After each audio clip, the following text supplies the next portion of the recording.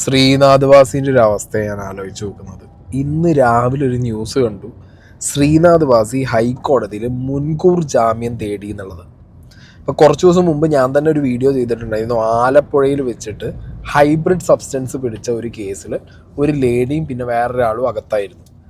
ആ ലേഡിയുടെ കോണ്ടാക്ട് ലിസ്റ്റിൽ ഉണ്ടായിരുന്ന വ്യക്തികളാണ് ശ്രീനാഥ് വാസിയും ഷൈൻ ടോം ചാക്കോ എന്നൊക്കെ ആയിരുന്നു അന്നത്തെ വീഡിയോയിൽ നമുക്ക് കിട്ടിയിട്ടുണ്ടായിരുന്നൊരു ഇൻഫർമേഷൻ.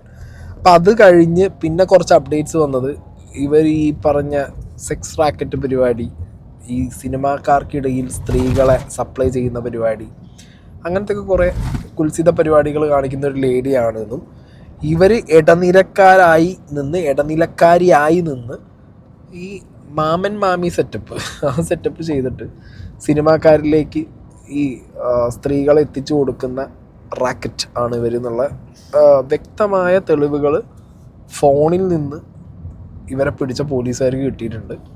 അതിനുശേഷം അത് ബാക്കി കാര്യങ്ങൾ നോക്കാൻ വേണ്ടിയിട്ട് ഫോറൻസിക് വിഭാഗത്തിന് ഫോണും കാര്യങ്ങളും വിട്ടുകൊടുക്കുകയും CDR റിപ്പോർട്ട്സ് എടുക്കുകയും ഒക്കെ ചെയ്തതിൻ്റെ അടിസ്ഥാനത്തിൽ ചില നടന്മാർക്ക് ഇതിലേക്ക് വഴിയൊരുങ്ങിയിട്ടുണ്ട്. മക്കളെ FIR കയറിക്കോ എന്ന് പറഞ്ഞുള്ള സെറ്റപ്പ് റെഡി ആയിട്ടുണ്ടെന്നൊക്കെയായിരുന്നു അന്നത്തെ റിപ്പോർട്ടും കാര്യങ്ങളും കഴിഞ്ഞതിന് ശേഷം വന്ന അപ്ഡേറ്റ്സ് ഉണ്ടായിരുന്നത്.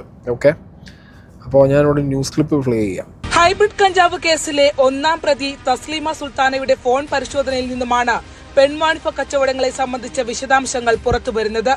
ലഹരി ഇടപാടുകൾക്ക് പുറമെ സിനിമാ മേഖലയിലെ ഉന്നതരുമായി പെൺവാണിഭത്തിന് ഇടനിലക്കാരിയായി തസ്ലീമ പ്രവർത്തിച്ചു. ഒരു പ്രമുഖ താരത്തിന് മോഡലിന്റെ ചിത്രം അയച്ചു നൽകി വില പറഞ്ഞതിന്റെ തെളിവുകളും എക്സൈസിന് ലഭിച്ചു. 25,000 രൂപയ്ക്ക് വാട്സ്ആപ്പ് ചാറ്റിൽ കണ്ട യുവതിയെ നടന് എത്തിച്ചു നൽകിയതായും തസ്ലീമ അന്വേഷണ സംഘത്തോട് സമ്മതിച്ചു. 5,000 രൂപയാണ് ആ ഇടപാടിൽ തന്റെ ലാഭമെന്നും അവർ പറഞ്ഞു.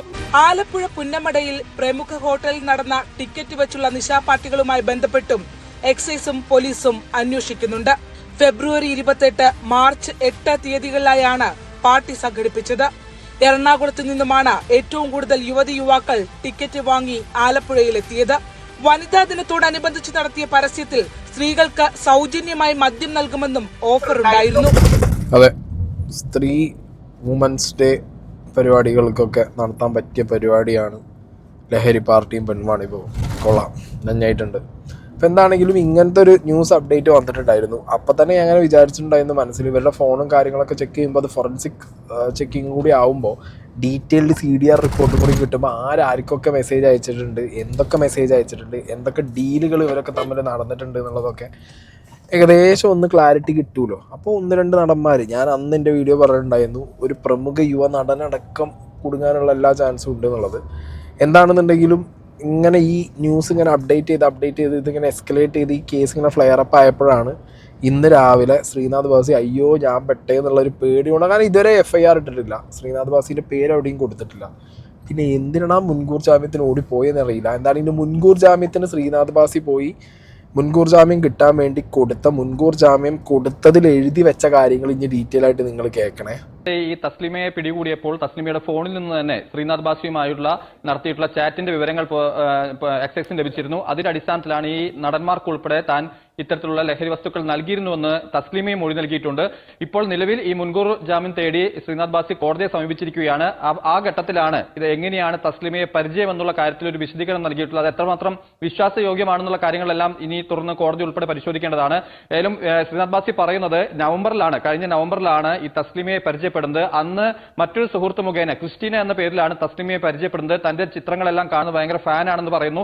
ഈ ഘട്ടത്തിലാണ് ഈ തസ്ലിമയുടെ നമ്പർ, ക്രിസ്റ്റീന എന്ന് പറയപ്പെടുന്ന തസ്ലിമയുടെ നമ്പർ താൻ സേവ് ചെയ്തതെന്നാണ് അതിൽ വിശദീകരിക്കുന്നത്. ഇതിനുശേഷമാണ് ഈ ഏപ്രിൽ മാസം 1-ാം തീയതി തനിക്ക് ഒരു കോൾ വരുന്നു. ആ കോൾ ഈ തസ്ലിമയുടെ ഈ ക്രിസ്റ്റീന എന്ന് പറയുന്ന ആ നമ്പർ സേവ് ചെയ്തിരുന്നു. ആ നമ്പറിൽ നിന്നാണ് വരുന്നത്. കഞ്ചാവ് വേണമോ എന്നുള്ള ചോദ്യം വരുന്നു. ആ ചോദ്യം കേട്ടപ്പോൾ തന്നെ സംശയം തോന്നി. അപ്രതീക്ഷിതമായിട്ടാണ് ഇത്തരത്തിലൊരു കോൾ വരുന്നത്. അപ്പോൾ അത് കേട്ടപ്പോൾ തന്നെ കളിയാക്കാനായി വിളിച്ചതാണെന്നുള്ള മനസ്സിലാക്കി താൻ ഫോൺ കട്ട് ചെയ്തു എന്നാണ് ശ്രീനാഥ് ബാസിയുടെ വിശദീകരണം. ഇതിനുശേഷമാണ് ഫോണിലേക്ക് വാട്സാപ്പിലേക്ക് ഒരു മെസ്സേജ് വരുന്നത്. ആ മെസ്സേജിൽ ഇങ്ങനെയാണ് പറഞ്ഞിരുന്നത്. വേണമോ എന്നുള്ള ചോദ്യം വീണ്ടും ഉന്നയിക്കുന്നു. അപ്പോൾ വേണ്ട, അല്ലെങ്കിൽ അത്തരത്തിലൊരു വേണ്ട എന്നുള്ള മറുപടി പറഞ്ഞില്ല, പക്ഷേ വെയിറ്റ് എന്നുള്ളൊരു മറുപടിയാണ് ശ്രീനാഥ് ബാസി അയക്കുന്നത്. അത് തന്നെ കളിയാക്കാനായി വിളിച്ചപ്പോൾ വെയിറ്റ് എന്ന രീതിയിൽ മറുപടി അയച്ചു. അത് എത്രത്തോളം വിശ്വാസയോഗ്യമാണെന്നുള്ള കാര്യങ്ങളെല്ലാം, കാരണം നമുക്കൊരു മെസ്സേജ് വരുമ്പോൾ സ്വാഭാവികമായും ഇങ്ങനെ ഒരു ചോദ്യം ആദ്യം വരുന്നു, അതിനുശേഷം ആ നമ്പറിൽ നിന്ന് ഇത്തരത്തിലൊരു മെസ്സേജ് വരുന്നു. അപ്പോൾ സ്വാഭാവികമായും വെയിറ്റ് എന്നല്ല വേണ്ട എന്ന് പറയാനുള്ള മാന്യത കൂടി ഉണ്ടാകേണ്ടത്. പക്ഷെ അതുണ്ടായിട്ടില്ല. വെയിറ്റ് എന്ന് പറഞ്ഞാണ് മറുപടി നൽകിയതെന്ന് പറയുന്നു. അപ്പോൾ അത്തരത്തിലുള്ള വിശദീകരണമാണ് ശ്രീനാഥ് ബാസി ഈ ഘട്ടത്തിൽ നൽകിയിട്ടുള്ളത്. തസ്ലിമയെ പരിചയമുണ്ട്, ആ പരിചയപ്പെട്ടത് എങ്ങനെ, ഈ സന്ദേശം എങ്ങനെ വന്നു എന്നുള്ള കാര്യങ്ങളിലാണ് ഇപ്പോൾ ശ്രീനാഥ് ബാസി വിശദീകരണം നൽകിയിട്ടുള്ളത്. ഏതായാലും ഇതുമായി ബന്ധപ്പെട്ട കാര്യങ്ങൾ ഇപ്പോൾ മുൻകൂർ ജാമ്യം തേടി ഹൈക്കോടതിയെ സമീപിച്ചിരിക്കുകയാണ്. തന്നെ അറസ്റ്റ് ചെയ്യാൻ സാധ്യതയുണ്ട്. താനിപ്പോൾ സിനിമയിൽ അഭിനയിച്ചു വരികയാണ്. അപ്പോൾ അത്തരത്തിലുള്ള അറസ്റ്റോ അത്തരം ചോദ്യം ചെയ്യൽ ഉൾപ്പെടെ നടപടികളിലേക്ക് കടന്നു കഴിഞ്ഞാൽ തനിക്ക് തന്റെ ഈ സിനിമയുടെ ചിത്രീകരണം ഉൾപ്പെടെ തടസ്സപ്പെടുന്ന ഒരു അവസ്ഥയുണ്ട്. അപ്പോൾ ആ കാര്യങ്ങൾ ചൂണ്ടിക്കാട്ടിക്കൊണ്ടാണ് ഇപ്പോൾ ഈ ശ്രീനാഥ് ബാസി കോടതിയെ സമീപിച്ചിട്ടുള്ളത്. ശ്രീനാഥ് ബാസിന്റെ അഡ്വക്കേറ്റ് ആരാണാവോ? FIRൽ പോലും ശ്രീനാഥ് ബാസിനെ പെടുത്തിയിട്ടില്ല. ഇനി ഞാൻ പെടുമോ എന്നുള്ള സംശയം കൊണ്ട് ഓടി കയറി കൊടുത്തതാണെന്നുണ്ടെങ്കിൽ നല്ല വെപ്പാണ് വെച്ചു കൊടുത്തിട്ടുള്ളത്. കാരണം ഈ പറഞ്ഞ തസ്ലീമ അല്ലെങ്കിൽ ക്രിസ്റ്റീനയുടെ കോണ്ടാക്റ്റിൽ ഉണ്ടായിരുന്ന കുറച്ച് പേർന്നേ പറഞ്ഞിട്ടുള്ളൂ. അതിൽ നിങ്ങളാണെന്നുള്ള ക്ലാരിറ്റിയോ അല്ലെങ്കിൽ കൺഫർമേഷനോ ഒന്നും എക്സൈസോ പോലീസോ പുറത്തു വിട്ടിട്ടുണ്ടായിരുന്നില്ല. ഇതിപ്പോൾ എന്തായി, മുൻകൂർ ജാമ്യത്തിന് എഴുതി കൊടുത്ത സമയത്ത് എനിക്ക് ഈ ലേഡി അറിയാം എന്നുള്ളതുമായി, അവരുടെ കോണ്ടാക്റ്റും കിട്ടി. പിന്നെ ഈ പറയുന്ന കാര്യങ്ങൾ ആരുടെ വിശ്വസിക്കുക? നിങ്ങളെന്നെ ഒന്ന് ആലോചിച്ച് നോക്ക്. നമുക്കൊക്കെ ഒരു മെസ്സേജ് വരികയാണ്, ഇപ്പോൾ ഏതെങ്കിലും ഒരു സ്ഥലത്ത് വെച്ച് നമ്മളെ കണ്ട് നമ്മളെ ഫാനാന്ന് പരിചയപ്പെട്ട ഒരു വ്യക്തിയാണെങ്കിൽ പോലും ഓക്കെ, നമ്മൾ നമ്പർ കൊടുത്തു, നമ്മൾ അവരുടെ നമ്പർ സേവ് ചെയ്തു, അതൊക്കെ ഫൈൻ. അവർ നമുക്ക് ലഹരി വേണമോ എന്ന് ചോദിച്ചിട്ട് മെസ്സേജ് അയക്കുമ്പോൾ വെയിറ്റ് എന്നറിയുമ്പോൾ തിരിച്ച് മെസ്സേജ് അയക്കുമോ? എന്തോന്നുള്ളത് ഇത് പറയുന്നതിനൊരു ഒരു വേണ്ടേ? നമ്മളെല്ലാവരും കഴിക്കുന്നത് അന്നം തന്നെയല്ലേ? ഇതൊക്കെ നമുക്കും കേട്ടാൽ മനസ്സിലാവുന്ന പരിപാടികളല്ലേ? എന്താണെങ്കിലും ആകെ ഓടിക്കേറി ആദ്യം മുൻകൂർ ജാമ്യത്തിന് കൊടുത്ത് ആ മുൻകൂർ ജാമ്യത്തിലുള്ള കാര്യങ്ങളൊക്കെ പുറത്ത് വന്നപ്പോൾ ആകെ മൊത്തം അടപടലം മാറിയതുകൊണ്ട് മുൻകൂർ ജാമ്യം പിൻവലിച്ചു. എപ്പടി ഇരിക്കുന്നത്? ഇനി ഈ ലേഡിയുടെ ഫോണിലുണ്ടായിരുന്ന ഡീറ്റെയിൽസും കാര്യങ്ങളെയും കുറിച്ചിട്ട് ഇവിടെ ഒരു ഡീറ്റെയിൽഡ് കാര്യം എക്സൈസിലുള്ളൊരു സാർ സംസാരിക്കുന്നുണ്ട്. എക്സൈസിന്റെ അന്വേഷണത്തിൽ നിന്നും ഇപ്പോൾ പുറത്തു വരുന്നത് ഈ തസ്ലീമ സുൽത്താന ഈ ലഹരി ഇടപാടുകൾക്ക് പുറമെ മറ്റു പല മേഖലകളിലും പ്രവർത്തിച്ചിരുന്നു എന്നാണ് എക്സൈസിന്റെ അന്വേഷണത്തിൽ നിന്നും വ്യക്തമായത്. സെക്സ് റാക്കറ്റ് ഇടപാടുകളും സിനിമാ മേഖലയിൽ ഇവർ നടത്തിയിരുന്നു. സിനിമാ മേഖലയിൽ ഇവരുടെ പേര് ക്രിസ്റ്റീന എന്നാണ്. ഈ ക്രിസ്റ്റീന എന്ന പേര് സ്വീകരിക്കുന്നതിന് മുൻപ്, വർഷങ്ങൾക്ക് മുൻപ് ഇവരൊരു പോക്സോ കേസിലെ പ്രതിയായിരുന്നു. അങ്ങനെ പ്രതിയായതിനു ശേഷമാണ് ക്രിസ്റ്റീന എന്ന് പേര് മാറ്റി സിനിമാ മേഖലയിൽ അതൊരു കോഡായി അടക്കം ഉപയോഗത്തിലും വന്നത്. ഒരു പ്രധാനപ്പെട്ട താരം, സിനിമാ മേഖലയിലെ ഒരു പ്രധാനപ്പെട്ട താരവും ുള്ള ഡിജിറ്റൽ ചാറ്റ് തെളിവുകളും ഇപ്പോൾ ലഭിച്ചിട്ടുണ്ട്. ഒരു മോഡലിനെ എത്തിച്ചു നൽകാം, 25,000 രൂപ ആവശ്യപ്പെടുന്ന അങ്ങനത്തെ ഒരു ഡിജിറ്റൽ ചാറ്റ് കൂടിയാണ് ഇപ്പോൾ ലഭിച്ചിരിക്കുന്നത്. ഒരു സെക്സ് റാക്കറ്റ് നടത്തുന്ന ഒരു പ്രധാനപ്പെട്ട കണ്ണിയായി തന്നെയാണ് ഈ തസ്ലീമ സുൽത്താന പ്രവർത്തിച്ചുകൊണ്ടിരുന്നത്. സിനിമാ മേഖലയിൽ 1-2 പേരുടെ പേര് ഇവരുടെ മൊഴിയിൽ പറഞ്ഞിട്ടുണ്ട്. അപ്പോൾ അവർക്ക് എഗൻസ്റ്റ് ആയിട്ടുള്ള എന്ത് തെളിവാണുള്ളതെന്ന് നമുക്ക് സയന്റിഫിക് എവിഡൻസും കൂടി വേണം. അത് കിട്ടിയതിന് ശേഷം ആവശ്യമുണ്ടെങ്കിൽ അവരെ നമ്മൾ നോട്ടീസ് അയച്ചു വരുത്തി അവരെ ചോദ്യം ചെയ്യും.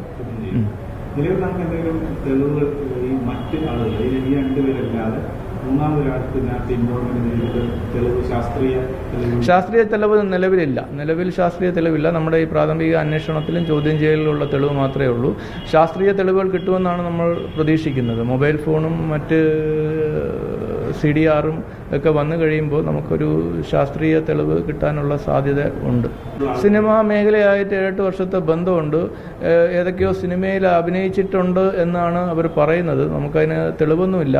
ഈ പറഞ്ഞ പോലെ സിനിമാ ഫീൽഡിലെ ആൾക്കാരുമായിട്ടും ഒക്കെ ബന്ധമുണ്ട്. മെയിനായിട്ടുള്ള വർക്ക് ചെന്നൈ ബേസ് ചെയ്തുള്ളതാണ്.